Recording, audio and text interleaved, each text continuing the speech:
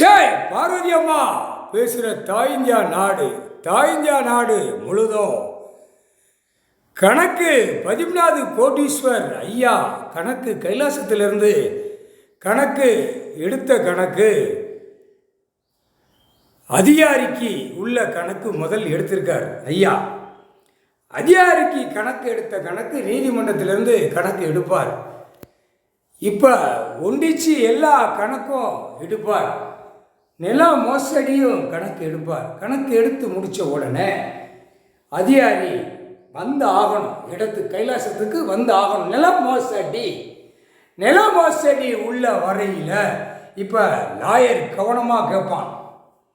உலகத்தில் இருக்கிற அத்தனை லாயரும் கேட்க மாட்டான், தமிழ்நாட்டில் உள்ள லாயர் கவனமாக கேட்பான். புரிஞ்சுக்கோ, நில மோசடியில் உள்ள வரையில் லாயர் எல்லா லாயருமே உள்ள மாட்டுவான்.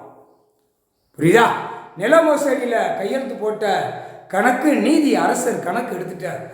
நீதி அரசர் கணக்கு எடுத்த கணக்கில் கவர்மெண்ட் நியமித்த கணக்கு, கவர்மெண்ட் லாயர் நியமித்த கணக்கு, கவர்மெண்ட்டாக வெளியில் நடத்துகிற கணக்கில் அதிகாரி பூரா கையெழுத்து போட்டு நீதிமன்றத்தை அவமதித்து ஒரு டாக்குமெண்ட்ஸ் பத்திரங்களை போட்டு ஒரு பேப்பர்களை அடித்து, பேப்பர்களை செத்த ஒரு பேய் பணம் சொல்லி அடித்து அந்த பணம் பேப்பரில் விளையாண்டுட்டான்.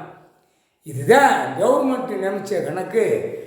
வரிசைக்கா மாவட்ட வாரியா தூக்கையில் உள்ள பல கோடி உள்ள வருவான். இப்போ இவனைத்தான் தூக்கணும்ட்டார் ஐயா.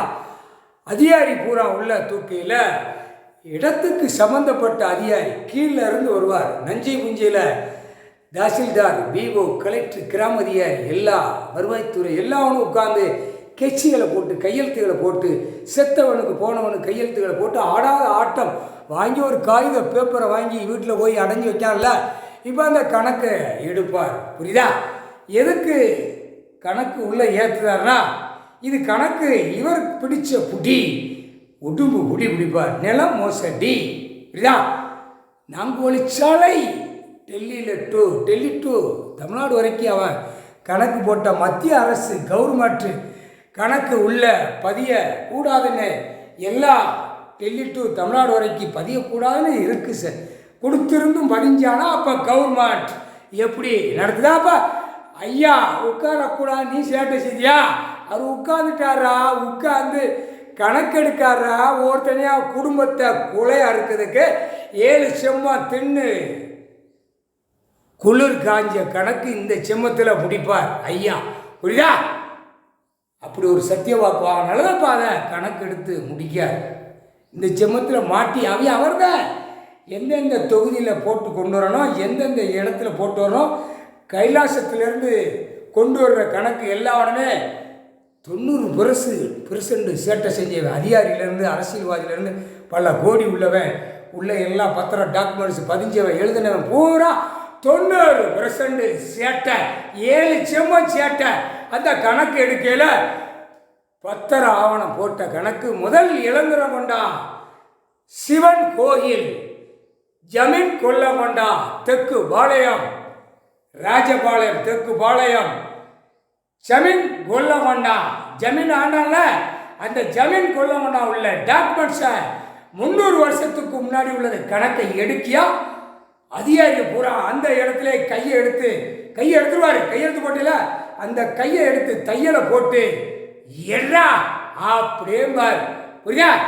அதுக்கு தான் மாவட்ட வாரியா எந்தெந்த இடத்துக்கு ஈஸ்வரன் கோயில் இருக்கோ அந்தந்த இடத்துக்குள்ளவனை பூரா உள்ள மாட்டி உள்ள கொண்டிருக்காரு. புரியுதா?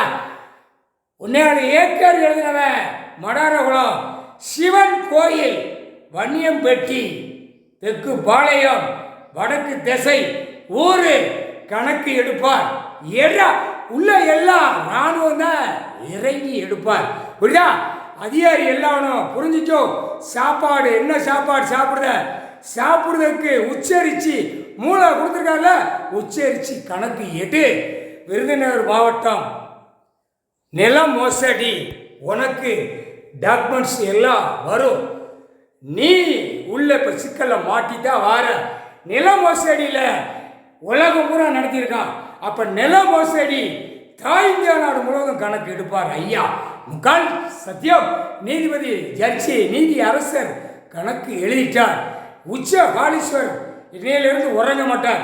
அடிக்கிறவனை அடிப்பார், எத்துறவனை எத்துவார், கையை காலை பிச்சு விடுறத பிச்சு விடுவார். புரியா? முக்கால் சத்தியம். புரிஞ்சுக்க உலகமே.